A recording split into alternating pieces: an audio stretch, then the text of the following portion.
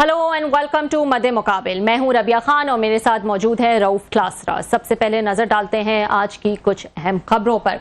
Iran के UAE पर missile हमलों की खबरें, क्या दोबारा ईरान जंग का आगाज हो गया है? दूसरी तरफ ट्रंप ने मुस्बत मुज़ाकरात का भी दावा कर दिया। ईरान का जब्त शुदा जहाज बहरी जहाज अमले समेत पाकिस्तान को वापस करने का भी ऐलान। क्या ईरान हमले के बाद सीज फायर खत्म हो गया है? खित्ते में ईरान अमेरिका से मुतल्लिक अहम डेवलपमेंट पर बात करने के लिए हमारे साथ मौजूद होंगे वाशिंगटन डीसी से सीनियर सहाफी अनवर इकबाल। इसके अलावा 21 बरस बाद कॉन्स्टिट्यूशन एवेन्यू 1 मुतनाज़ा करार। इस्लामाबाद हाई कोर्ट ने एक बार फिर लीज कैंसिल कर दी। वजीर दाखिला मोहसिन नकवी ने 1 कॉन्स्टिट्यूशन को बड़ा स्कैंडल करार दे दिया। बीएनपी के सीईओ पर वुज़रा और ब्यूरोक्रेट्स को पैसे खिलाने का इल्जाम आयद कर दिया। वजीर आजम ने सीडीए की तरफ से बिल्डिंग के खाली करवाने के अमल को रोक दिया। मामले को देखने के लिए एक कमेटी भी कायम कर दी। कॉन्स्टिट्यूशन 1 एवेन्यू स्कैंडल की क्या तफसीलात हैं, किन किन बड़े ताकतवर लोगों के फ्लैट्स इसमें शामिल हैं, इस अहम इशू पर बात करेंगे आज के प्रोग्राम में। इसके अलावा सीडीए और हाउसिंग फाउंडेशन की कारकर्दगी पर बड़े सवालात उठ गए। हाउसिंग फाउंडेशन के प्रोजेक्ट्स कई बरसों बाद भी नामुकम्मल। सेक्टर G13 में मल्टी स्टोरी प्रोजेक्ट लाइफस्टाइल 10 साल में भी मुकम्मल नहीं हो सका। सरकारी मुलाजमीन और अवाम के करोड़ों रुपए फंसे हुए हैं। प्रोजेक्ट मुकम्मल क्यों ना हो सका? फ्लैट्स अलॉटीज कई साल से रिहाइश के लिए दरबदर। इस अहम इशू पर भी बात करेंगे आज के प्रोग्राम में, लेकिन सबसे पहले हम बात कर लेते हैं ईरान अमेरिका जंग के हवाले से। इस पर बात करने के लिए हमारे साथ वाशिंगटन डीसी से सीनियर सहाफी अनवर इकबाल साहब मौजूद हैं। अनवर साहब, बहुत शुक्रिया ज्वाइन करने के लिए। बहुत मेहरबानी। जी अनवर साहब, बताइएगा, ईरान जो है वो 14 पॉइंट्स अपने देता है ट्रंप को। ट्रंप ने उसको अनएक्सेप्टेबल कह दिया। फिर हम देखते हैं कि आज जो है वो ईरान यूएस उनका ईरान का जो स्टेट मीडिया उसका दावा है कि जो यूएस एक नेवल शिप था उस पर जो है कुछ फायर शॉट किए गए ताकि उनको पीछे धकेला जा सके और वो स्ट्रेट ऑफ हॉर्मुज़ में दाखिल ना हो। फिर यूएई की एक एनर्जी फैसिलिटी पर जो है उस पर भी हमने हमला देखा। तो अब ये समझ लिया जाए कि सीज फायर खत्म हो गया है, जंग दोबारा शुरू हो गई है? नहीं, मेरा नहीं ख्याल कि जंग दोबारा शुरू हो गई है।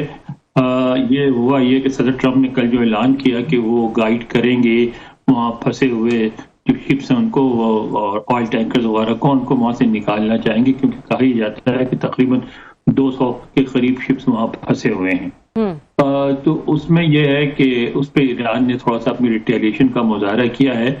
और मैं समझता हूं कि आप देखें गुज़श्ता 24 घंटे में जो कुछ हुआ, जिस तरह उनका शिप हवाले किया गया पाकिस्तान के साथ 22 क्रू मेंबर थे, वो भी हुआ। और उसके अलावा बयानात में देखें जहाँ जो बेलिजरेंट यानी जारहाना रवैया है वहाँ दरपर्दा आप देखें आपको पीस के पैगाम भी नजर आएंगे।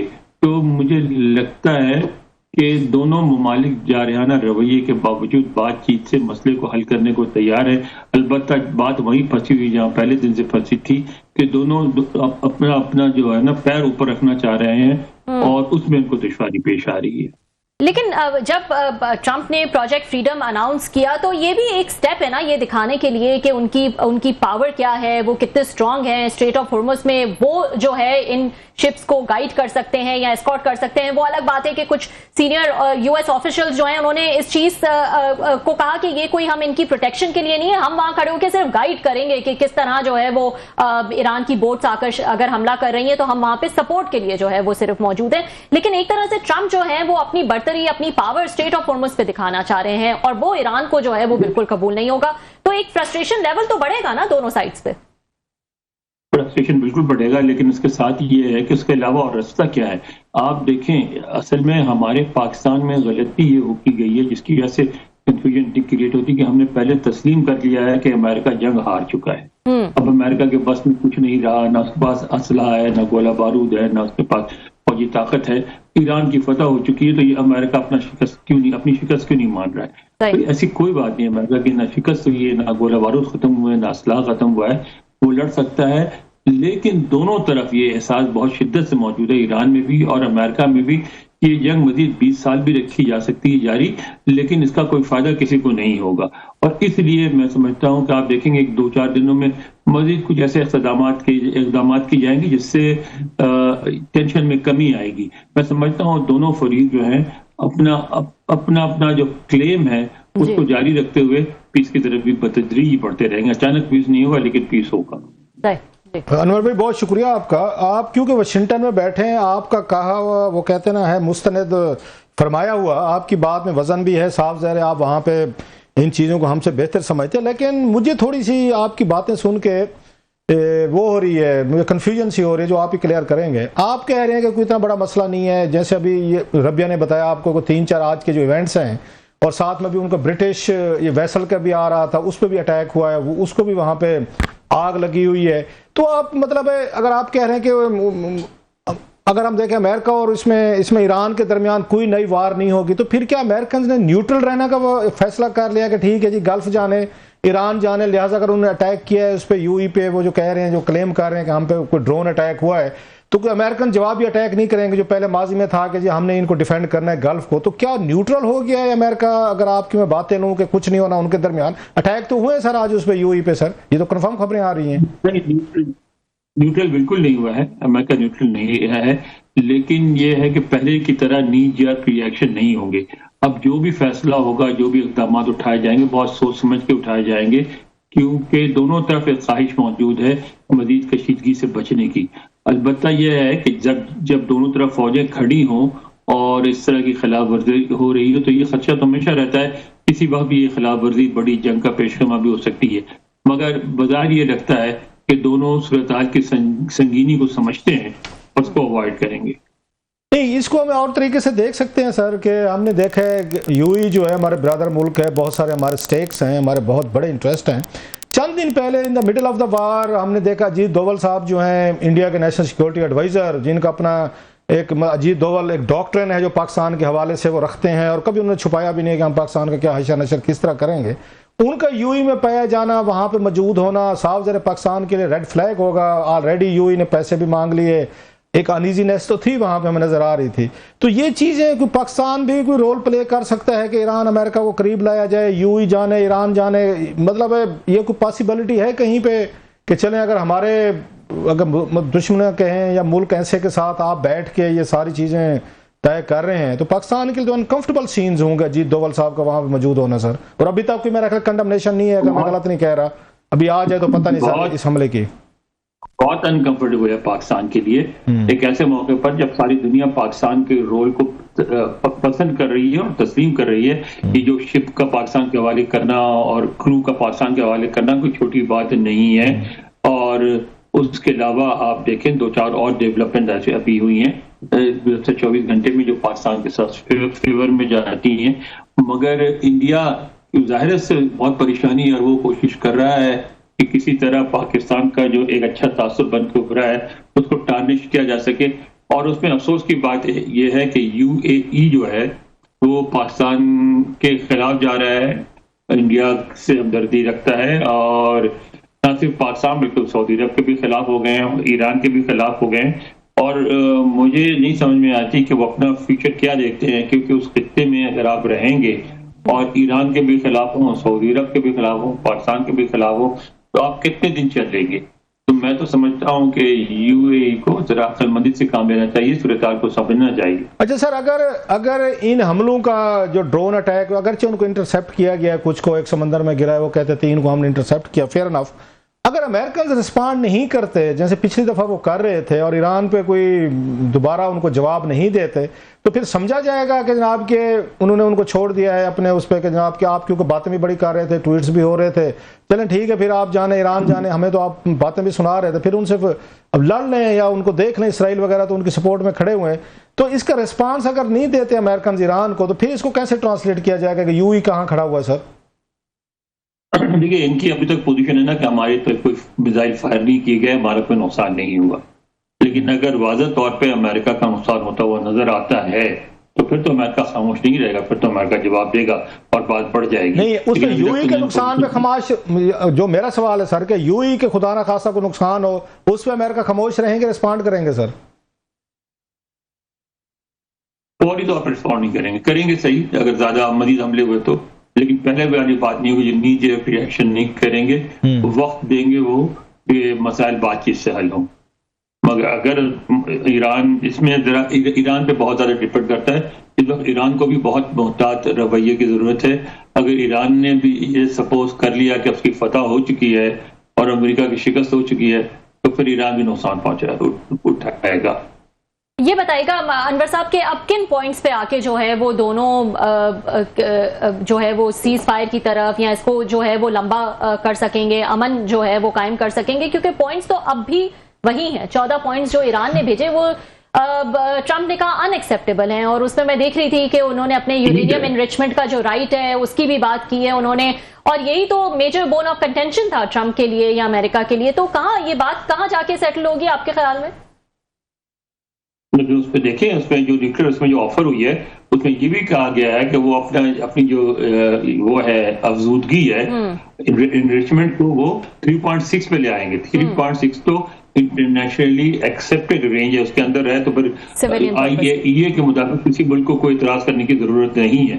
تو یہ ایک طرف آپ اس کو دیکھ رہی ہیں کہ وہ ایران ایک سخت رویہ اپنا رہا ہے, یہ آؤٹ لک کی بات ہے. آپ دوسرے انداز سے دیکھیں تو یہ لگتا ہے کہ ایران نرمی دکھا رہا ہے. 60% سے 3.6% پہ لے آنا کوئی چھوٹی بات تو نہیں ہے, بہت بڑی بات ہے. تو میرا خیال ہے کہ ٹھیک ہے, صدر ٹرمپ ذرا اس کو کوئی اور الفاظ میں اور کسی اور لفافے میں لپیٹے گی, کیونکہ 3.6 تو وہی پوائنٹ ہے جہاں پہ اوباما انتظامیہ جو لے گئی تھی سارے معاملے کو. تو وہ دکھائیں گے کہ ہماری ڈیل اس سے بہتر ہے, اس کی کچھ وجہ تلاش لیں گے. لیکن میں سمجھتا ہوں کہ 3.6 تک جانا ایک سمجھوتے کی صورتحال ہے.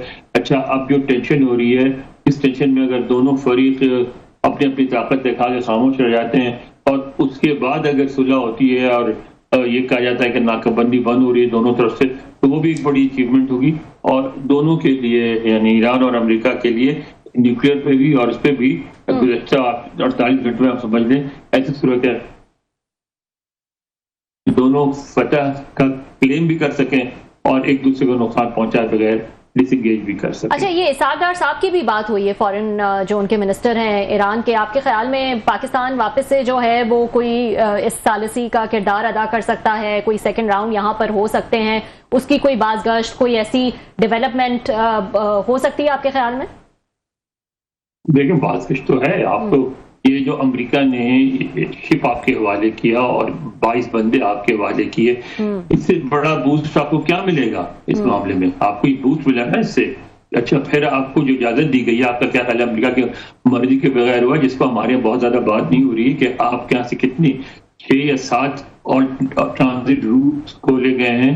تو یہ روٹس ہیں, یہ آپ کا کیا خیال ہے امریکہ کے سے مشورے کے بغیر کھولے گئے ہیں, ان کے ذریعے ایران تجارت کر سکے گا. پاکستان کا جو بھی رول ہے اس کردار کو امریکہ تو کم از کم بوسٹ کر رہا ہے, اور میرا خیال ہے ایران بھی ریکگنائز کر رہا ہے. ہاں جی سر, ہم نے یہ دیکھا ہے کہ وہی جو بات ابھی میں پہلے کہہ رہا تھا کہ اس وقت امریکہ کے لیے بھی میرا خیال ہے ایک مشکل سچویشن پیدا ہو گئی ہے. ایک تو ایران نے جیسے ڈیفائی کیا ہے, چیلنج کیا ہے, اور ابھی آپ بھی بتا رہے تھے کہ 200 جہاز جو ہیں ہارموز میں پھنسے ہوئے ہیں وہاں پہ, جو نہیں نکال سکے ابھی تک, تو نہیں نکلے. امریکنز کہہ رہے تھے ہم جائیں گے اور نکالنے کی کوشش کریں گے. ایک طرف یہ ہے, اور دوسری طرف ہم دیکھ رہے ہیں سر کہ وہ سعودیز کہہ رہے ہیں ہم نے کوئی الٹرنیٹ روٹ ہم نے ڈھونڈ لیا, اب ہمیں ہارموز کی ضرورت نہیں رہی, وہ اس میں سے نکل گئے ہیں سر. پھر ہم دیکھتے ہیں کہ جیسے اس پاکستان اور اس سعودی عربیہ ایک سائڈ پہ ہیں, UAE دوسری سائڈ پہ چلا گیا ہے. امریکن بھی میرا خیال ہے کچھ زیادہ اتنے خوش نہیں لگ رہے. تو یہ UAE کی سپورٹ کے لیے یا اس کے ساتھ کھڑا ہونے کے لیے ایک اسرائیل ہمیں نظر آتا ہے, اور ایک ہمیں مطلب اب ہم نے دیکھا ہے وہاں پہ جو پکچرز آئی ہیں وہ اجیت دوول صاحب انڈیا جو ہے وہ نظر آتا ہے. تو ہو از گوئنگ ٹو ڈیفینڈ, خدا نہ خواستہ وار اگر بڑھتی ہے, یہ تو بڑے کی ممالک ہیں جو تھوڑے سے ان کے تعلقات ہمارے انیزی ہوئے ہیں ان کے ساتھ. ڈاکٹر صاحب, آپ نے بہت اہم مسئلے کی نشاندہی کی ہے. مشرق وسطیٰ میں ایک نیا نقشہ آپ نے جو بیان کیا وہ نیا نقشہ بن کے ابھر رہا ہے. اس میں اسرائیل اور انڈیا ایک طرف کھڑے ہوں گے, شاید UAE ان کے ساتھ ہو. سعودی عرب جو ہے آلٹرنیٹو رستہ تلاش کر رہا ہے خود, اور پائپ لائن کے ذریعے لے جائے گا, دوسری طرف سے سپلائی کرے گا. اس کے پاس بھی اپنے پورٹس موجود ہیں. پھر اسرائیل نے آفر کیا ہوا ہے کہ ہم پائپ لائن بنا کے اپنے پورٹ سے کر سکتے ہیں. تو یہ چیزیں تو ہوں گی. اب ایران کا جو کنٹرول ہے اس کو کمزور کرنے کی کوشش کی جائے گی. پھر سعودی عرب جو ہے وہ اپنے آپ کو اسرٹ کرے گا, وہ بھی اس طرح ایران کو نہیں مان لے گا.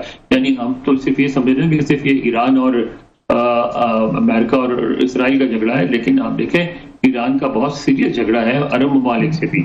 تو اب جو نیا نقشہ بن رہا ہے اس میں سارے اپنے اپنے موقف کے مطابق آئیں گے، اپنی ایک پوزیشن لیں گے، اور یہ یعنی صلح ہو جانے کا یہ مطلب نہیں ہے کہ مشرق وسطیٰ کا تنازع ختم ہو جائے گا، بلکہ تنازع اب مزید الجھ کے سامنے آئے گا، اور اس میں ہر قسم کی گروہ بندی ہوگی، اور ہر گروہ جس کو پنجابی میں کہتے ہیں اپنا اپنا علاقہ مل کے بیٹھ جائے گا۔ اچھا سر، ایک اور جو چیز ہم دیکھ رہے ہیں یہاں پر کہ باقی بھی خطے کے ممالک پہ ایران نے اٹیکس کیے، پاکستان نے بڑا ان کو رول ادا کیا کہ اب نہ کریں، سعودی عربیہ دیگر بھی اور وہاں خطے میں ممالک، کویت پہ ہوا، بحرین وغیرہ سب پہ، صاف ظاہر ہے یو ای پہ ہوا، سب پہ ان لوگوں نے اس طرح کا، ان ملکوں نے وہ ریئیکشن نہیں دیا جو یو ای نے انہوں نے دیا۔ یا آپ سمجھتے ہیں یو ای کا سب سے زیادہ نقصان ہوا ہے؟ ان کی بہت بڑی بتایا جا رہا ہے کہ جو کانفیڈنس تھا، جو ایک سیکورٹی تھی، جو وہاں پہ ایک اس کے لیے انویسٹر کے لیے ایک ماحول تھا۔ ابھی بھی آج میں پڑھ رہا تھا بلومبرگ کی رپورٹ پڑھ رہا تھا کہ ان کی فلائٹس ہیں بڑی متاثر ہوئی۔ سب سے زیادہ نقصان یو ای کا ہوا ہے، لہذا یو ای چپ نہیں بیٹھ سکا، تو انہوں نے ادھر ادھر ہاتھ مارے ہیں، انہوں نے اسرائیل سے بھی بات کی ہے اور انڈیا سے بات کی ہے۔ اور انڈیا کیا کر سکتا ہے؟ چلو ہمیں اس کی تو سمجھ آ گیا کہ اسرائیل کے آئے، انہوں نے جو بھی اپنا آئرن ڈوم وغیرہ پیش کیا، جو بھی انٹرسیپشن ہوئی، انڈیا کا کیا رول دیکھتے ہیں کہ یو ای کے لیے وہ کیا کر سکتا ہے سر؟ دیکھیں، یو ای کو جو بات سمجھ میں آ رہی ہوگی، ظاہر ہے ایسا تو کہنا نہیں، ان کی پوری حکومت ہے، لیکن میرا خیال ان کو کوئی آپشن نظر نہیں آ رہا۔ وہ یہ ہے کہ اس جنگ نے یو ای کی ولنریبلٹی جو ہے، کمزوریاں جو ہیں، وہ کھول کے سامنے رکھ دی ہیں، اور ایک وہ یو ای ایک ایسے چھوٹے سے رقبے والا ایسا ملک بن کے جو کہ تھا موجود، لیکن اب وہ بالکل ابھر کے سامنے آ گیا ہے کہ جس کی اپنی لوکل آبادی کچھ نہیں ہے، سارے ایکسپیٹریٹس ہیں، سرمایہ کاری جو ہو رہی ہے وہ اس لیے ہو رہی ہے کہ وہ ٹیکس بریک دیتے ہیں، اور انڈیا پاکستان سے بہت زیادہ، خاص طور پہ 2 نمبر پیسے سارا پہنچ جاتا ہے، اور 2 نمبر پیسے والے جو ہے تو سب سے زیادہ سیکورٹی دیکھتے ہیں، جہاں سیکورٹی نہ ہو وہاں سے فوراً بھاگ جاتے ہیں کہ ان کو کوئی قانونی تحفظ بھی نہیں ہوتا۔ تو ایسی صورتحال میں یہ بات تو بالکل نظر آ رہی ہے کہ شاید یو ای کے لیے اپنا جو موجودہ تشخص ہے ایک ایسے ملک کے طور پہ جو جہاں آپ کا سرمایہ محفوظ ہے، بس ایک ہی اٹریکشن ہے، ان کے بعد کوئی اٹریکشن نہیں کہ جی ہمارے آپ نے بات کی، لاسٹ کوسچن سر، آپ نے بھی بات کی ان کی کہ وہاں پہ الیگل منی جو ہے وہ دنیا بھر سے آتی ہے پاکستان سے، $10 ارب کا ایسٹیمیٹ دیا گیا تھا کہ پاکستانیوں کو جدادیں ہیں پچھلے 2-3 سالوں میں، یہ فگر آتے رہے 19-20 آگے پیچھے۔ ابھی ہم نے دیکھا ہے ملک ریاض اور ان کے صاحبزادے علی ریاض کے یہاں ریڈ وارنٹ جاری کیے گئے ہیں، اور دونوں جو ہیں یو ای میں ہیں۔ یہ کوئی نئی آپ سمجھتے ہیں ایک پروسیس ہے، لیگل پروسیس ہے، یا ایک نئی ہماری کوئی tug of war, cold war شروع ہو رہی ہے ان ادر وے؟ اور یو ای چاہے گا کہ ان کے جو اتنے بڑے انویسٹر ہیں وہاں پہ رہتے ہیں، ان کو انٹرپول وغیرہ جو ہے یا کوئی اور اس طرح کی فورس جو ہے ان کو یہاں سے لے جائے؟ آپ اس کو کس تناظر میں دیکھتے ہیں سر؟ نہیں، یو ای بالکل نہیں جائے گا، لیکن اگر پاکستان کے تعلقات جس تیزی سے بہتر ہو رہے ہیں امریکہ کے ساتھ، اور پاکستان جو کردار ادا کر رہا ہے، پاکستان اگر وہ کردار ادا کرنے میں کامیاب ہو گیا، جنگ ختم ہو جاتی ہے، تو یو ای کے لیے پاکستان کو اگنور کر کے وہاں کوئی بھی اسٹریٹجی بنانا آسان نہیں ہوگا، کیونکہ پاکستان کے ساتھ اگر امریکہ کم از کم کچھ نہیں تو نیوٹرل ہوگا، چائنا پاکستان کے ساتھ ہے، سعودی عرب پاکستان کے ساتھ ہے۔ یو اے ای کی ولنریبلٹیز جیسے میں نے کہا، کمزوریاں سامنے ابھر کے آ رہی ہیں، اور ان کو ڈر لگ رہا ہے کہ وہ ایک انویسٹمنٹ اٹریکشن کے طور پر بہت عرصے کنٹینیو نہیں کر سکیں گے۔ ان کو یو ای کی یہ شکایت بھی تو ہے، یو ای کی ہم سے یہ شکایت بھی ہے کہ ہمارا آپ سے اتنا تعلق، اتنا آپ کے مین پاور ہے، ہمارے لیڈروں کی ان کی پراپرٹیز ہیں، ان کے بچوں کی وہاں پہ جابز ہیں، کمپنیز ہیں، پیسہ ہے، وہ ہم سب کو پتہ ہے کس کس کے ہیں۔ آصف زرداری صاحب کے وہاں پہ محل ہیں، گھر ہیں، سب کچھ ہے، ایون باقی بھی ہم نے دیکھا ہے کہ ان کے اسحاق ڈار صاحب کے بچے جو ہیں وہاں بزنس کر رہے تھے، اور بھی اس سے پہلے نواز شریف صاحب کے بچے جو ہیں جو پناما لیکس میں آئے تھے وہ وہاں پہ کر رہے تھے، وہ ساری چیزیں وہ آتے تھے، شکار وغیرہ۔ پاکستان کو ان کے ساتھ بڑے ریلیشن شپ تھے، لون شون قرضہ وغیرہ واپس لیا ہے، تو وہ بھی تو گلہ کرتے ہیں کہ آپ نے اس وقت ان دا مڈل آف وار آپ ایران کو بچانے کے چکر میں آپ نے ہمارا خیال نہیں کیا، اور سب سے زیادہ ہمارے اوپر وہ حملے کیے ہیں انہوں نے، تو وہ بھی تو پاکستان سے شکایت رکھتے ہیں سر تھوڑی سی؟ وہ بالکل رکھتے ہیں، لیکن ان کو تو یہ بات بھی سمجھ میں آنی چاہیے نا کہ کوئی بھی ملک اس خطے میں ایران سے براہ راست تصادم نہیں لے گا۔ زیادہ سے زیادہ مدد یہ کی جا سکتی ہے کہ سمجھا بجھا کے ایران کو وہاں حملوں سے باز رکھا جائے۔ یو اے ای کے لیے ایران سے کوئی نہیں لڑے گا، امریکہ نے جنگ کر کے دیکھ لی تھی، تو میں کہہ رہا ہوں اس جنگ کی وجہ سے پورا خطہ ایکسپوز ہو گیا، جنگ کر کے دیکھ لی اور بات ثابت ہو گئی کہ جنگ کر کے بھی ایران کو اس طرح تباہ نہیں کیا جا سکتا جس طرح یو اے ای کا خیال تھا۔ تو اب یو اے ای کو ایران سے سمجھوتا کرنا پڑے گا، ایک مضبوط ریجن پاور کے طور پر اسے ڈیل کرنا پڑے گا. بہت بہت شکریہ، تھینک یو سو مچ انور صاحب ہمیں جوائن کرنے کے لیے. واشنگٹن ڈی سی سے انور اقبال صاحب ہمارے ساتھ موجود تھے اور ہمیں اس وقت اپڈیٹ کر رہے تھے. آج جو ہے وہ آغاز تو بڑی اچھی نیوز سے ہوا کہ جو ایران کے 22 کرو ممبرز تھے ایران کی شپ کے، ان کو جو ہے وہ ایویکویٹ کر دیا گیا. تو ایسا لگ رہا تھا کہ کانفیڈنس بلڈنگ میجر ہے، لیکن اس کے بعد ہم نے دیکھا کہ ایرانی اسٹیٹ میڈیا کا جو ہے وہ یہ دعویٰ تھا کہ یو ایس نیول شپ پہ جو ہے وہ اٹیک کیا گیا ہے جو کہ اسٹریٹ آف ہارمز سے گزرنے کی کوشش کر رہا تھا. ہوایور سینٹکام نے اس کو ڈینائی کیا ہے اور اس کو کہا ہے کہ یہ فیک نیوز ہے. لیکن اس کے علاوہ یو اے ای پہ بھی، انرجی فیسلٹی پہ بھی اٹیک کیے گئے، جبکہ ڈرون اٹیک کرنے کی کوشش کی گئی، جبکہ اس کو یو اے ای نے انٹرسیپٹ کر دیا. اور ان کے آئل ٹینکر پہ بھی جو ہے وہ ایران ان کا کلیم ہے کہ ایران نے اٹیک کیا. تو معاملات جو ہیں وہ کچھ کشیدگی کی طرف ہی بڑھتے ہوئے نظر آ رہے ہیں. اگلے کچھ دن جو ہیں وہ کافی اہم ہیں. ایک بریک شامل کر رہے تھے ناظرین، بریک کے بعد ایک اور اہم نیوز ہے، اس کو بھی کور کریں گے.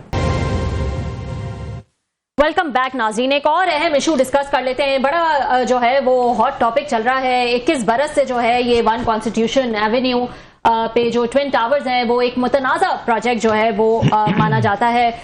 ایک زمانے میں اس کی لیز جو ہے وہ بحال کر دی گئی تھی، اب واپس سے جو ہے اسلام آباد ہائی کورٹ نے اس کی لیز جو ہے منسوخ کرنے کا فیصلہ دے دیا ہے.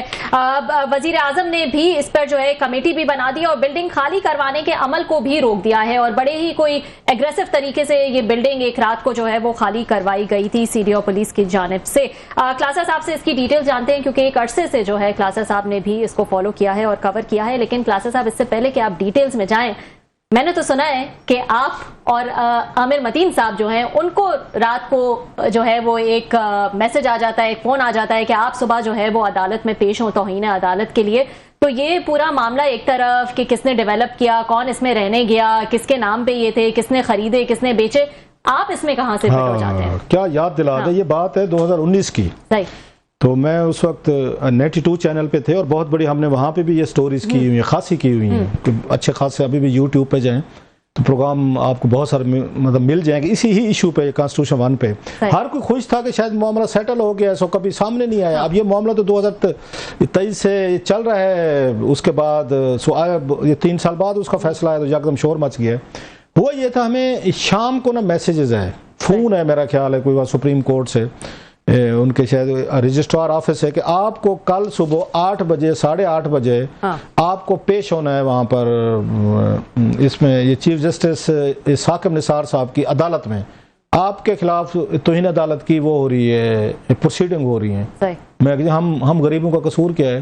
انہوں نے کہا آپ کا قصور یہ ہے کہ جو وہ عدالتی کارروائی میں وہ جو ان کا ٹلٹ تھا ٹوارڈز اس بلڈنگ کے، وہ جو تھے مطلب کنٹریکٹر کہیں یا وہ کمپنی کہیں جو بھی تھا، آپ نے ان کو تنقید کا نشانہ بنایا اور آپ نے سٹوریز کی ہیں جس سے یہ لگا کہ عدالت جو ہے ان کو کوئی ایکسٹرا آرڈنری قسم کی فیور دینا چاہتی ہے. اچھا.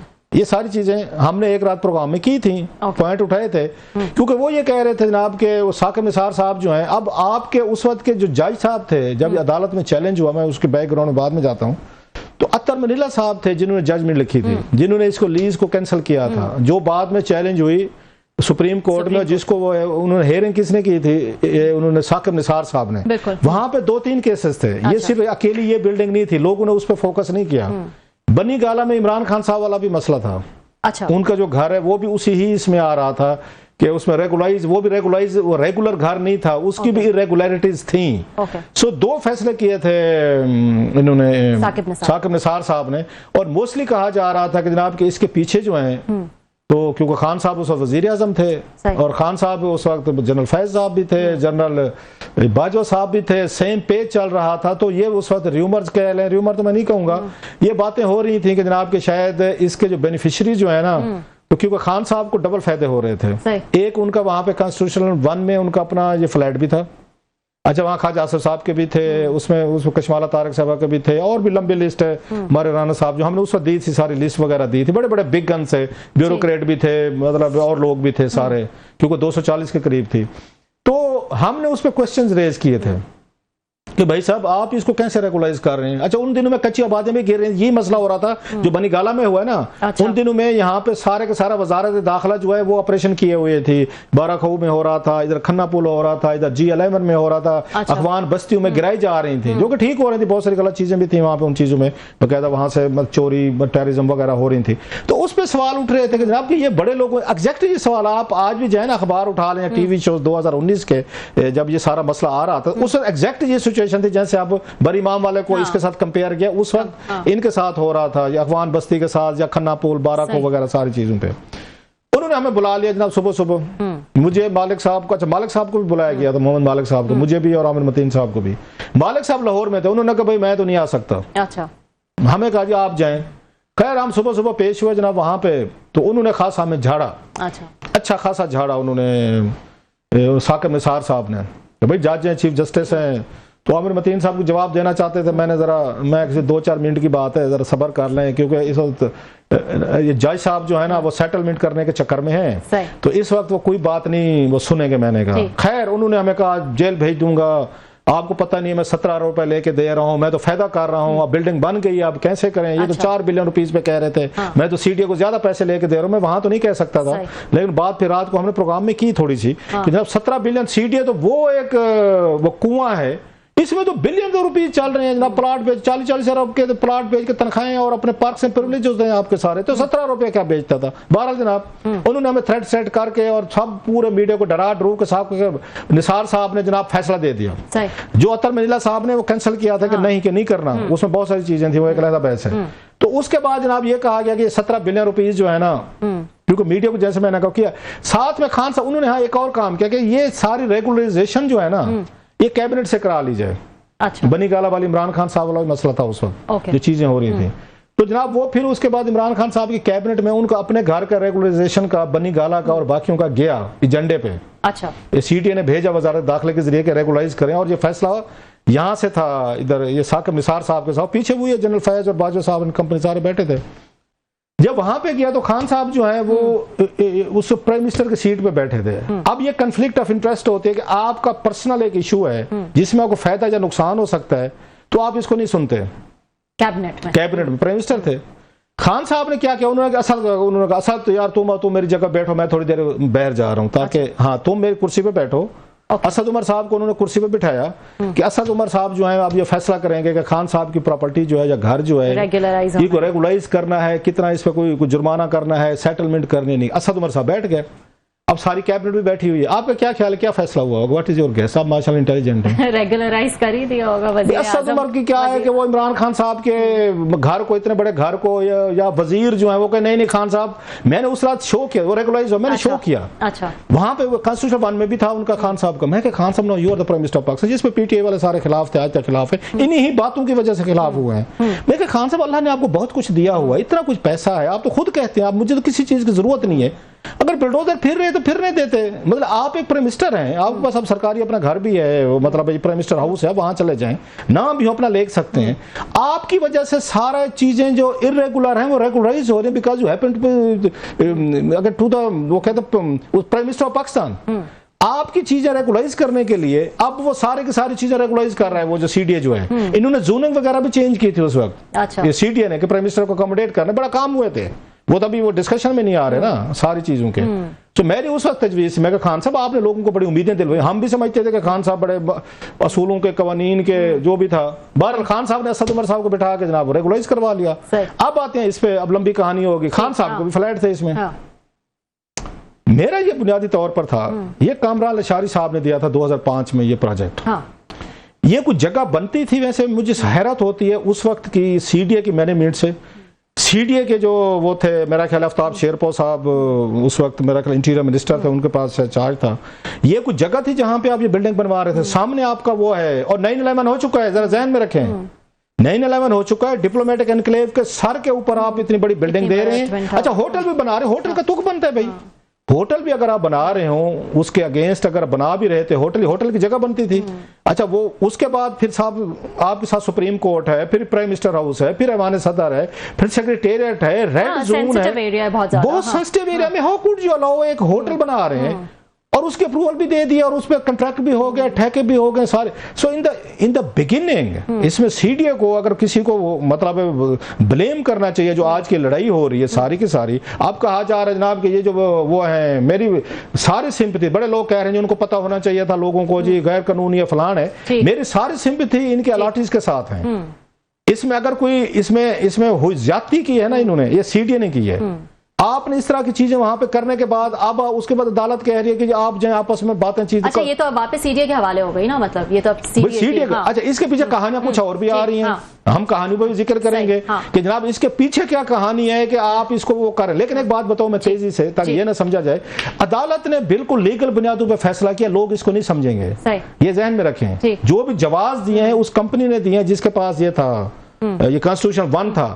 جب آپ نے پیمنٹ وہاں پہ کہا کہ ہم 17 بلین روپیز دیں گے اور آپ نے نہیں دی, 3 سال ہو گئے, 4 سال, مطلب 2019 کا فیصلہ ہے, اور انہوں نے ثاقب نثار نے ہمیں اسی چیز پہ ڈانٹا تھا کہ میں 17 ارب لے کے دے رہا ہوں. آپ نے 17 ارب روپے کی سیٹلمنٹ نہیں کی تو عدالت کیا فیصلہ کرے گا؟ عدالت کیا کہے گا ٹھیک ہے بھی رہنے دیں. So the fault lies with the company, جس کمپنی نے یہ بنایا, اور سی ڈی اے نے ریگولیٹر جو تھا جس کا کام تھا کہ آپ نے کیسے, اس میں انٹیلیجنس ایجنسیز کی رپورٹس خلاف تھی, بڑا کچھ اس میں مواد ہے, ہم اس کو مجھے کل یاد دلوائیے گا, میں کریں گے کیونکہ آپ کے پاس بہت زیادہ بہت ساری انفارمیشن ہے, یہ چیزیں ڈسکشن ہی نہیں ہو رہی. ٹھیک ہے, ہم اس کو ڈیٹیل میں جو ہے وہ دیکھیں گے. بڑا اسکینڈل جو ہے وہ یہ بن چکا ہے, اور راتوں رات جو ہے وہ لوگوں کو کہا کہ اس کو آپ خالی کر دیں, اور کافی پریشانی جو وہاں کے رہائشی ہیں ان کو ہوئی. ناظرین ایک بریک شامل کر لیتے, بریک کے بعد وہاں حاضر ہوں گے. ویلکم بیک ناظرین. ایران یو ایس جنگ جو ہے وہ اب کس طرف جاری ہے؟ کیا سیز فائر ختم ہوتا ہوا نظر آ رہا ہے؟ آج کی کچھ ڈیولپمنٹس جو ہیں وہ کچھ کشیدگی جو ہے وہ دکھا رہی ہیں, کیونکہ ایک طرف تو جو 12 کرو ممبرز تھے ایران شپ کے وہ ایویکویٹ کرا دیے گئے, which was a positive news. Pakistan کی بھی بڑی کوششیں تھیں اس کے پیچھے, لیکن دوسری طرف اسٹریٹ آف ہارمز میں یو ایس شپ پہ اٹیک کیا گیا, میزائل اٹیک کیے گئے جو کہ اسٹریٹ آف ہارمز سے گزرنے کی کوشش کر رہے تھے. پروجیکٹ فریڈم جو ہے وہ ٹرمپ نے لانچ کیا کل, اور ان کا کہنا تھا کہ جو وہاں پہ پھنسے ہوئے شپس ہیں ان کو گائیڈ کریں گے یو ایس شپس, لیکن آج یو ایس شپ پہ ہی جو ہے وہ حملہ کر دیا گیا. اس کے علاوہ یو اے ای کی بھی فیسلٹی, انرجی فیسلٹی پر ڈرون اٹیک کیے گئے جس کو انٹرسپٹ کر لیا گیا, اور ان کے ایک آئل ٹینکر پہ بھی حملہ کیا گیا. تو ایسا لگتا ہے کہ معاملات جو ہیں وہ کشیدگی کی طرف بڑھ رہے ہیں. اگلے آنے والے چند گھنٹے اور یو ایس کا کیا ری ایکشن ہوگا یہ دیکھنا بہت امپورٹنٹ ہوگا. آج کے لیے اتنا ہی ناظرین, کل آپ سے پھر ملاقات ہوگی.